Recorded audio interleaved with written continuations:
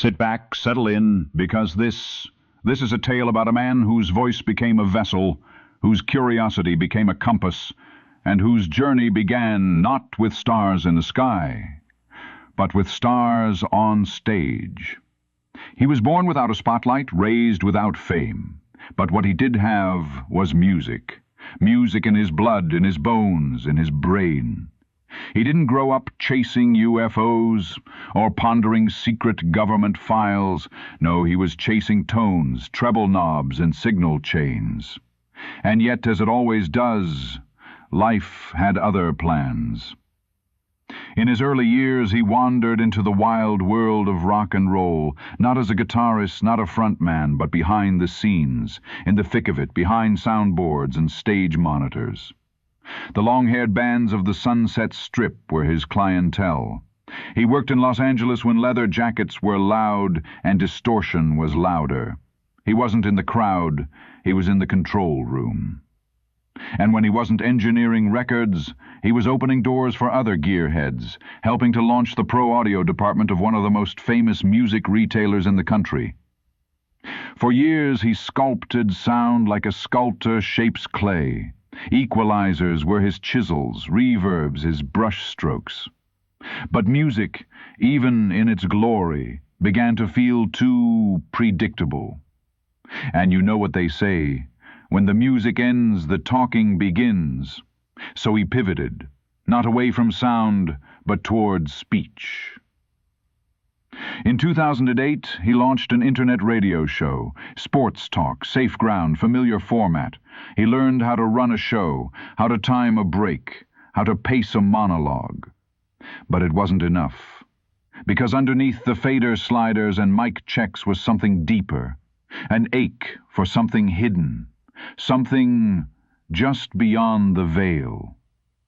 That's when he stopped following the playbook and started following the unknown. He traded in touchdowns for telepathy, fantasy football for ancient civilizations. He began to ask questions, big questions, forbidden questions, and suddenly the microphones felt warmer. The conversations felt alive. That was 2014, the year his real voice emerged. It was late nights, long form, no sound bites, no yelling, just 3-hour conversations about things most people wouldn't dare discuss at the dinner table. The paranormal, the extraterrestrial, the mysterious. And the people he brought on, they were no sideshow guests. They were researchers, scientists, whistleblowers, musicians, astronauts, military insiders, sometimes a priest, sometimes a physicist, sometimes both in the same week. Some nights he spoke of ancient artifacts buried in forbidden deserts. Other nights of triangles in the sky, moving in silence over Phoenix. Then there were the guests who claimed to walk through walls or time. But the real draw wasn't just the topics, it was him. That voice.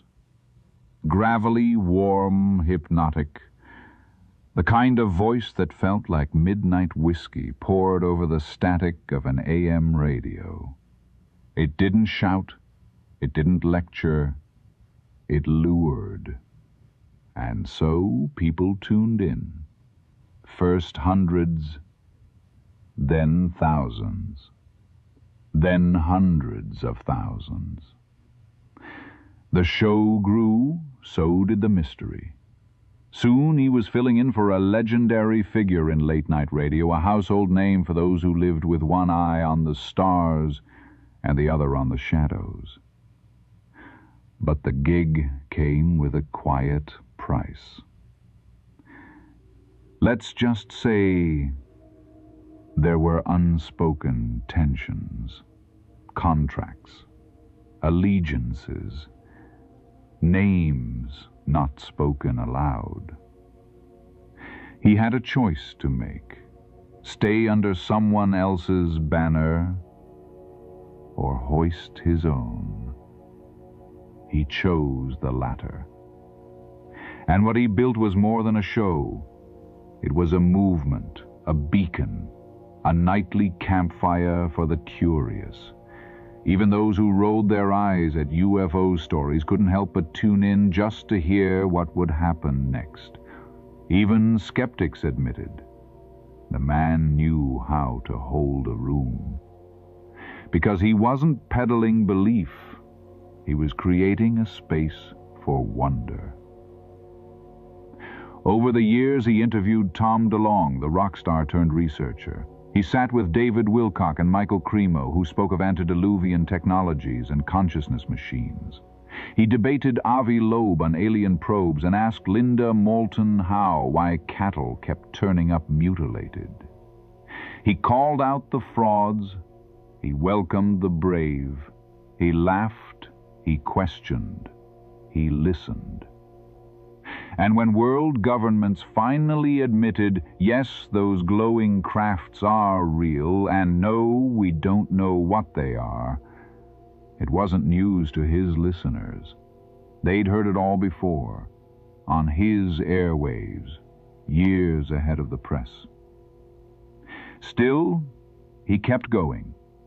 Through lockdowns, through scandals, through blackouts and breakthroughs, nearly 3,000 shows. He's been called everything from a disinfo agent to a truth warrior.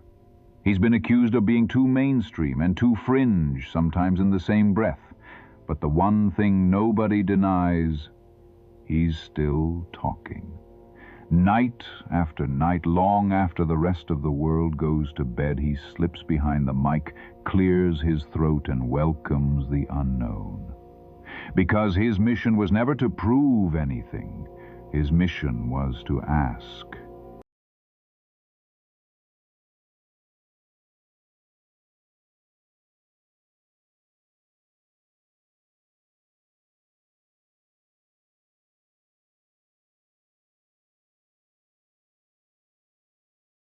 And now, you know the beginning of the story. His name is Jimmy Church. Good day.